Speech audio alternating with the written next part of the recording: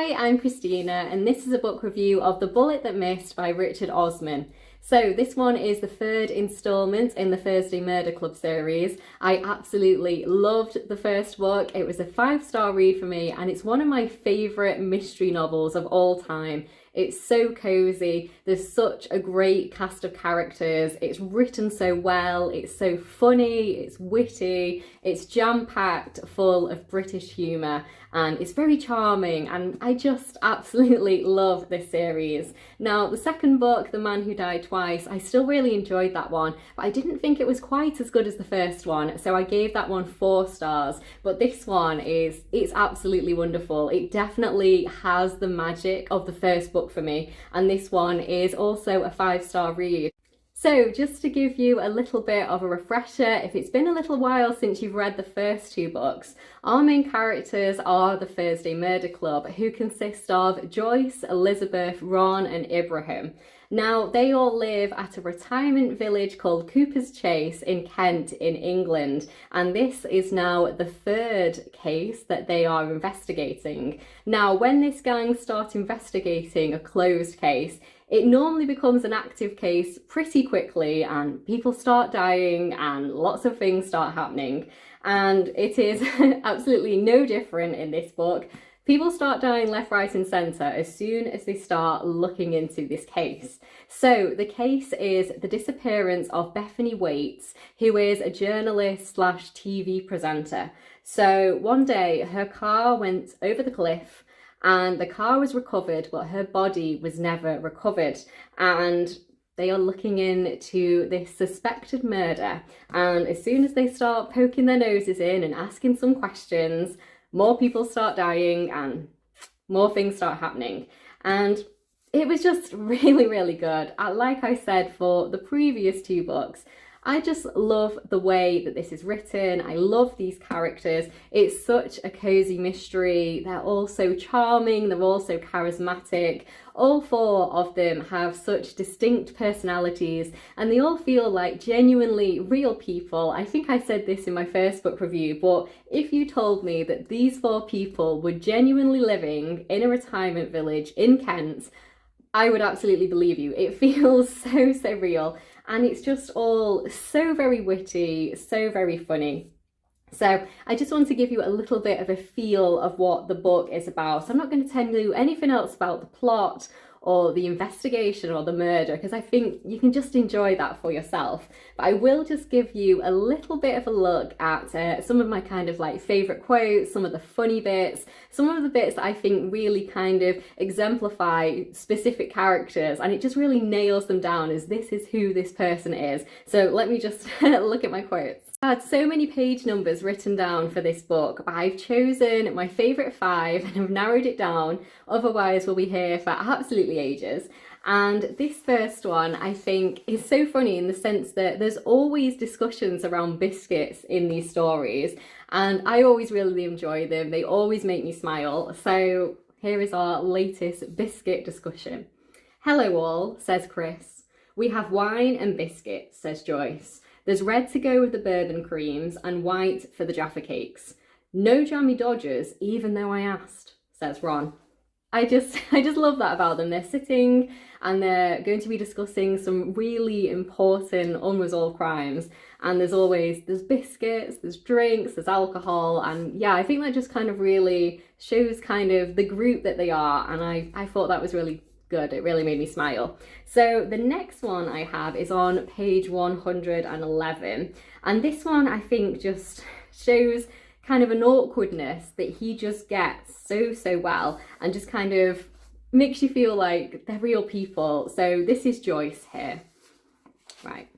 "And hello, Cornelius," says Joyce. "Did Joanna tell me you're getting married?" "No, my wife is leaving me," says Cornelius. "Close enough."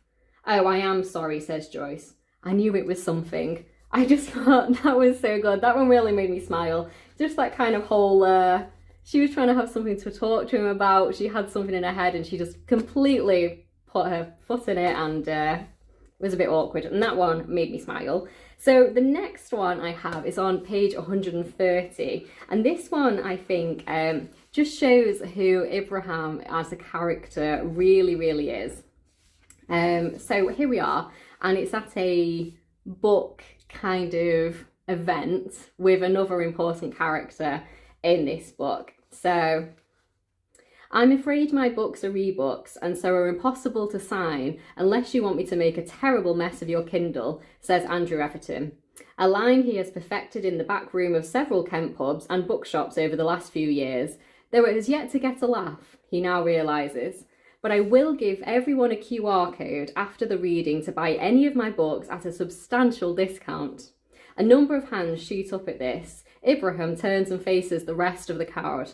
A QR code is a quick response code that can be read by a computer and link you to a specific URL. A type of matrix barcode would be the simplest way of putting it. Most of the hands go down, but 3 or 4 remain. Ibrahim turns back to Andrew Everton. The remaining questions will be about the specific nature of the discount. 50%, says Andrew Everton, and the remaining hands go down.